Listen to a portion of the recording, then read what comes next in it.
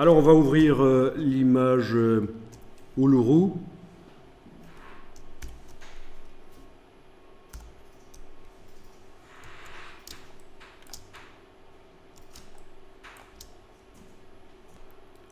Alors je ne sais jamais si c'est le rocher qui est en Australie ou celui qui est aux États-Unis. Uluru. Je crois que celui d'Australie c'est le Ayers Rock. Je vais vérifier, je suis curieux. Uluru. Ou alors c'est son deuxième nom.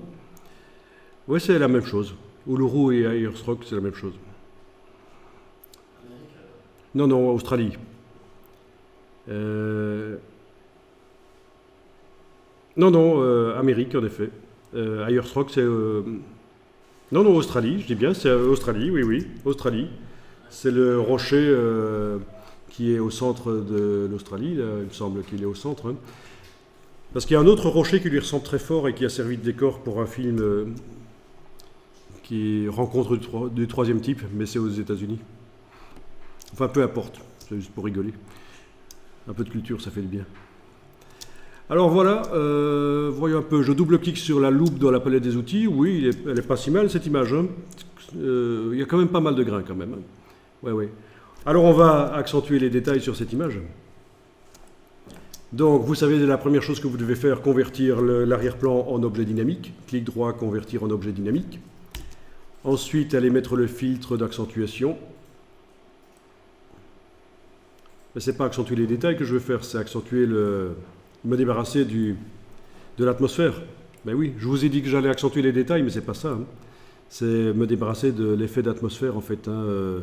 Nettoyer un peu l'avant-plan notamment ici, le rendre un peu plus punchy, un peu plus contrasté, le rocher aussi d'ailleurs. Est-ce que ça marche chez vous? Vous avez donc votre accentuation qui a été utilisée de manière détournée avec un gain faible, un rayon plus fort pour se débarrasser de l'effet d'atmosphère. Encore une fois, il faut vraiment choisir le réglage en fonction de ce qu'on veut obtenir comme effet. Bien, c'est pas mal.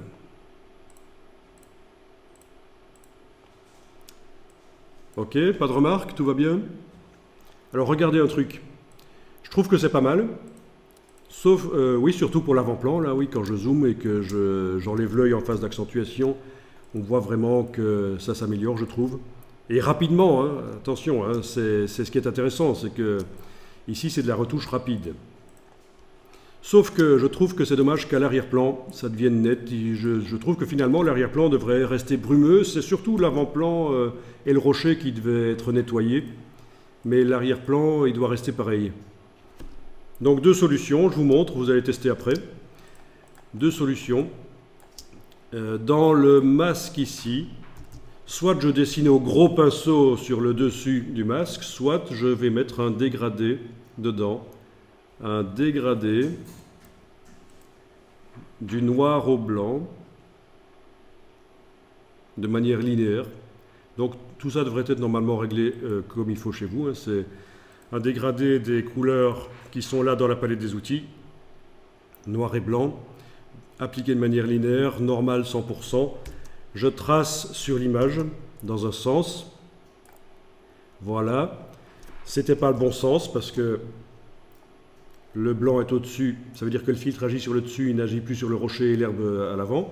Mais c'est pas grave, je le fais dans l'autre sens maintenant. Avec la touche majuscule en plus. Voilà.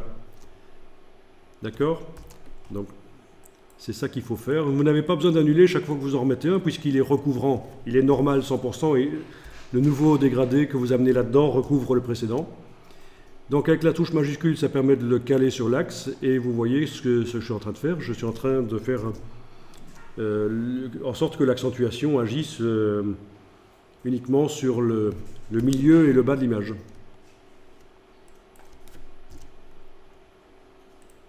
Voilà. Si je désactive avec la touche majuscule, ça se voit clairement. Le bas du rocher est accentué, l'herbe devant aussi, mais pas le dessus du rocher et ce qu'il y a derrière.